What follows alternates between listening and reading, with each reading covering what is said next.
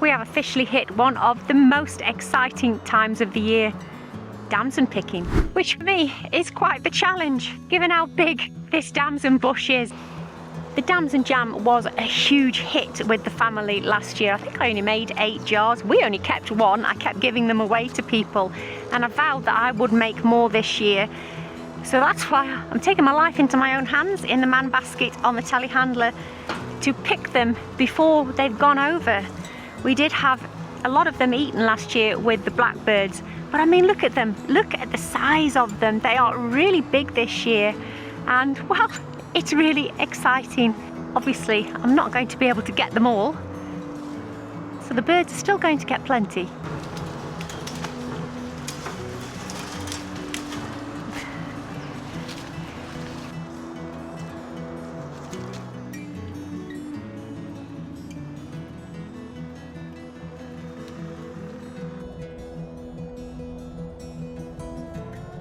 A bit of a scary view over all this waste ground here. It's where we used to have hens years ago. And then you can see back to the house there.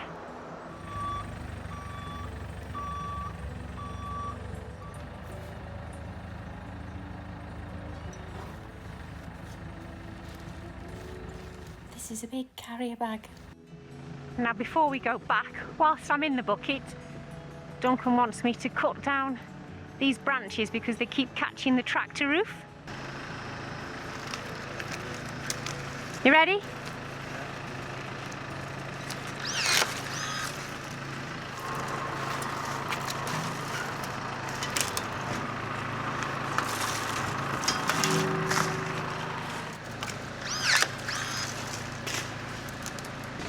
You'll be able to get in and out of there a lot easier now without scratching the roof of the tractors.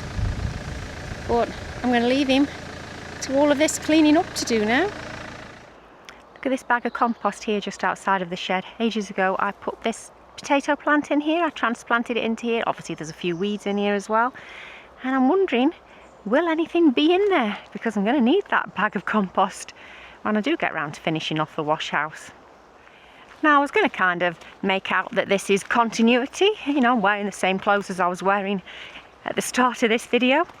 But it's the next day. And I can't hide it because I've just had 3 inches cut off my hair.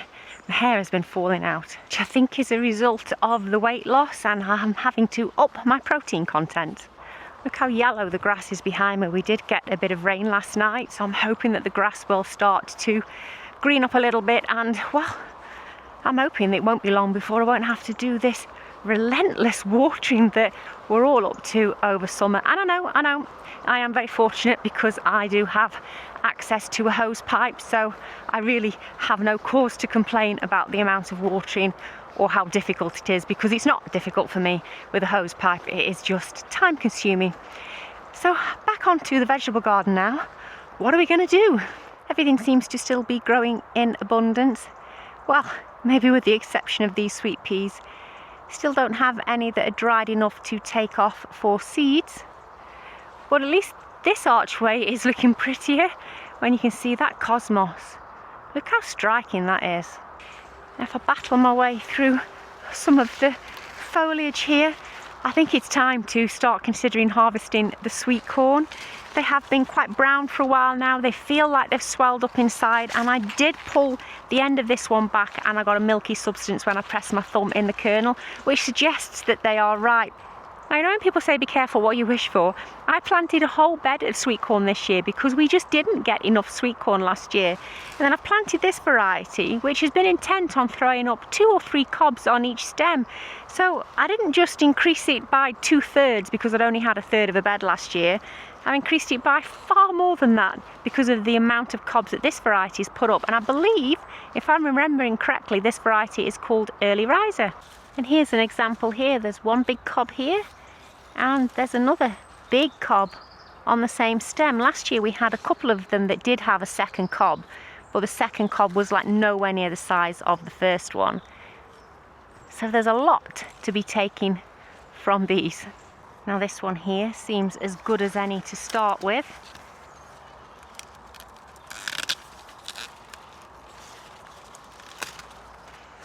Right, so let's see live on camera if this one is any good. Would help if I start at the top.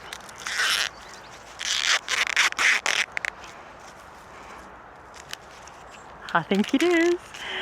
I think it is. Look at that. Wow. Wow. That's amazing. I have never grown a sweet corn that is pollinated from top to bottom like that before. Normally I have something that's left unpollinated at the top, so that is really, really pleasing. Duncan's going to be so happy. If I come down to this one here, this is an enormous cob. Whew. Look at that. Absolutely massive. I'm not going to open all of them, but we will have a look in this one as well. I'll just open it so you can see it being opened. Oh.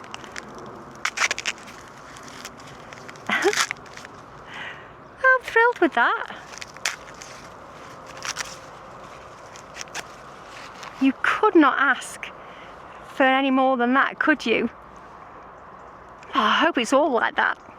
Now this one isn't as big, so it'd be interesting to see if this is pollinated inside here. No, no it isn't. Oh no, not at all. Completely missed being pollinated. Look at that. It's dry as anything, with nothing on it. So not everything is successful. But I think what I'm just going to do now is just pick some cobs. Well, most of them probably. Oh, they've broken off together. I mean, look at that. Look at that. Three cobs together. And feeling them, they all feel like they've got corn on them. So prolific. I'm going to have to look for this variety for next year as well. Ooh.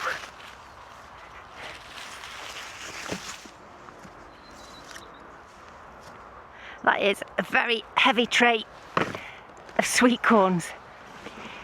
Now, I do think that it is important to balance your successes with beds that have been somewhat of a failure or even slightly an embarrassment, because this bed is full of weeds more than it is plants. This was supposed to be my pea bed. I've basically just been ignoring the problem with the bed whilst also allowing a bigger problem to take over. It really didn't do anything all year long. Peas have probably been the biggest failure for me of this season. But we'll try again next year.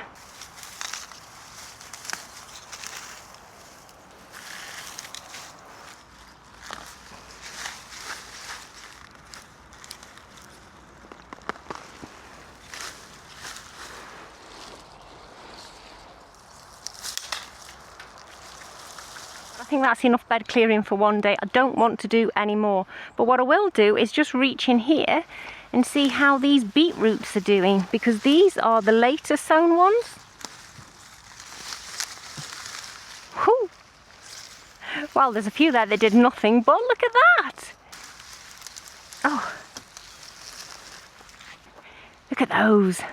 I'll be able to boil those up and slice them later. I've bought a vacuum sealer, so I'll be able to seal these up and keep them in the fridge, hopefully, for quite some time. Wow, a lot of beetroot this year. That's been a big success. This bed here next to the sweet corn still has some second early potatoes in it. And I can see as the foliage is dying back that quite a lot of these are on the surface. These ones are very green, which is no big deal. As I know I've mentioned before, these can be seed potatoes for next year. And it's a good job that I like Charlottes, because there are quite a lot of them sitting on the surface, and I just hadn't noticed the foliage was so dense at one point. So it's my own fault, serves me right. Well, there'll be some really big seed potatoes there to have. But if I pull this one up, hopefully there will still be some potatoes under the ground that are okay to eat as well. Oh, look at that. Oh, there's a slug on that one. There's some nice potatoes. I'm really pleased with those. If you can imagine, these are all coming from one seed potato. Had I earthed them up, I'd have had lots of really good potatoes, a good return from, there's another one there, a good return from one seed potato. So many. Wow. Didn't even know there was a plant here.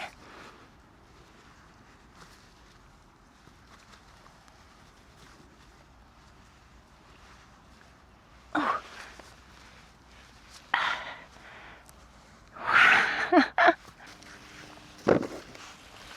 I'm so pleased with how the potatoes have done in the ground this year, and when we've been peeling them we've not had any evidence of wireworm or anything inside them, which I was really surprised of. So yep, I think growing them in the ground is going to be the new favourite way. Now on the end of the bed here I do have some French beans, and these have been absolutely beautiful French beans, so tender, and they've grown really rather straight as well compared to some of the other ones I've been harvesting. And from having no French beans earlier on in the season, I finally have my glut.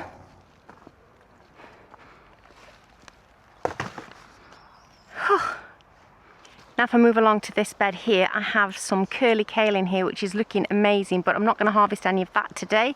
It'll go limp before I get in the house. But I do have some kohlrabi, and I wasn't really sure how big kohlrabi should grow, but I think I've let it get too big. And I don't even really know what I'm going to do with it.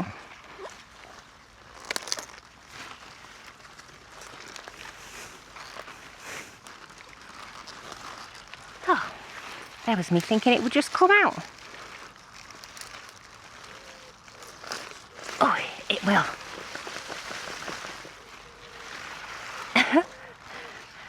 There you go. It's rather large, isn't it? I believe you break the leaves off or snip them off. And this is used in coleslaws and salads. So I'm going to give that a go. Never grown it before. A really healthy looking plant. Look at the leaves. I'm really pleased with that. And I'll let you know what I think of it.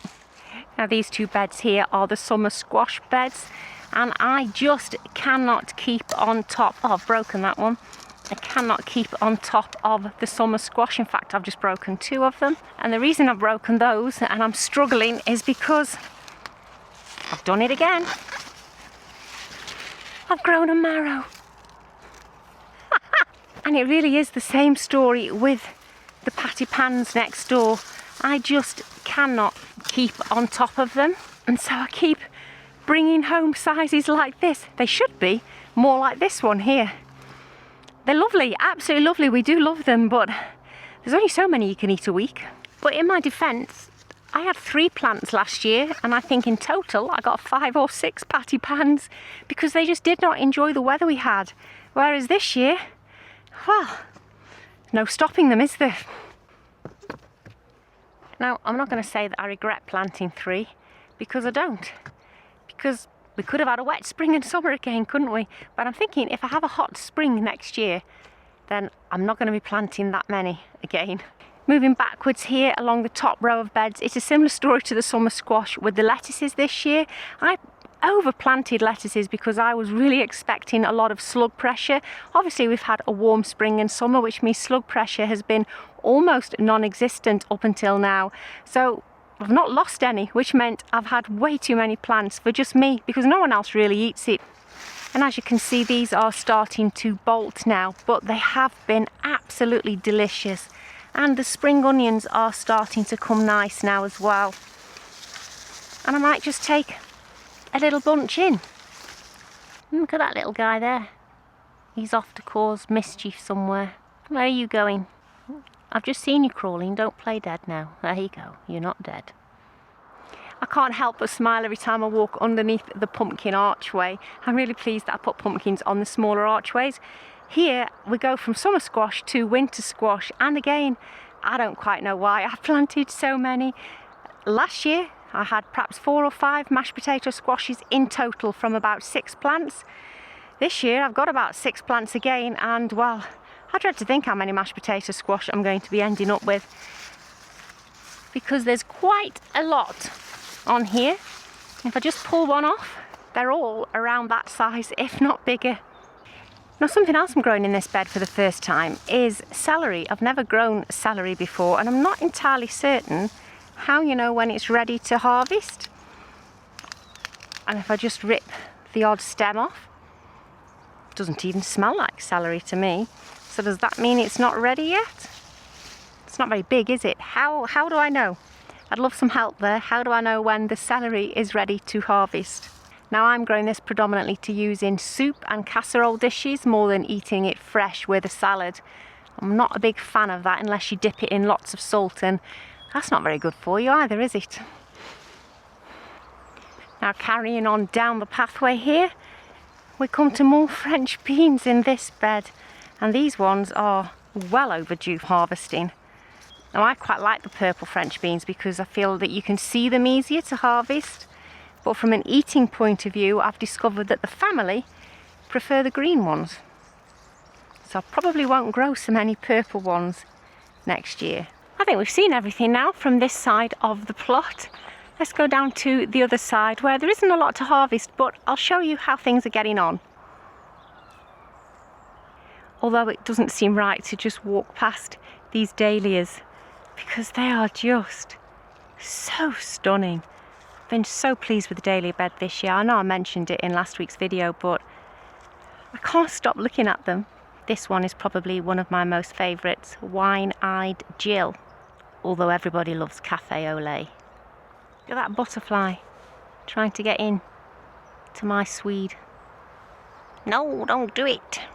Now, because I'm an idiot, I just forgot to press record while I was harvesting this really rather nice swede. I was actually moaning about how swede hadn't done very well for me this year, and then I found this beauty in the bed. So I'm definitely going to be picking some carrots shortly to go with that. You might remember that a couple of weeks ago I sowed some more late cropping peas with the hope that I'd have, well, a late crop of peas. And 2 have germinated so far, so it's not looking very good, is it? Maybe I will get one more forkful. If I look down this row of planters here, I am really pleased with how these fruit trees are doing. I mean, look at the size of these apples. I keep testing them, a bit of a lift and a twist, but they're not ready to come off yet, although they smell so strongly of apples, and they are turning more of a sort of ripe yellowy kind of colour. These are supposed to be golden delicious, but they do have a bit of blushing on them. I don't know if that's normal. This is my first year having fruit off these apple trees, so I'm deliriously excited. Cannot wait to be eating that apple. This planter here is absolutely beautiful. This is the chocolate cherry cosmos, which is a perennial cosmos. Isn't it gorgeous? The echinacea is all but over now. And then if we come to the end, we have yet another apple tree. And look at the size of that one. That is absolutely enormous. And again, I keep testing, but it doesn't want to come off yet. So it's not ready, but hopefully it won't be long. Now, looking at this, it's very similar. It looks the same as the other apple, really, doesn't it? But one was supposed to be a golden delicious and one a gala. Neither of them look particularly like either of those varieties. Now, there really isn't a lot to show you in the fruit cage that you haven't already seen, because we've done quite a bit of work in here over the last couple of weeks together, haven't we? The boysenberries, I'm really pleased to say, have taken really well. They've not been at all bothered by having been disturbed to be planted up there. And I'm still getting strawberries to harvest. I really did not expect to still be harvesting strawberries right up to, well, almost the start of September.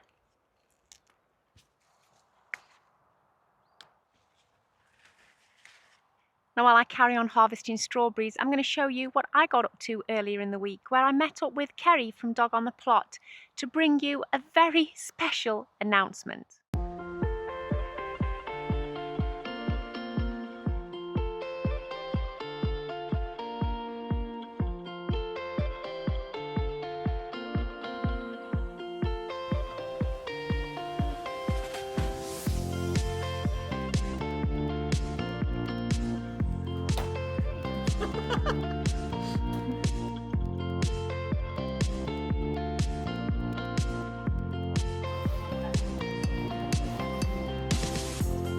You might have already seen on Kerry's video on Kerry's what's your video about? I don't know. You may have already seen on. You're going. Oh, sorry.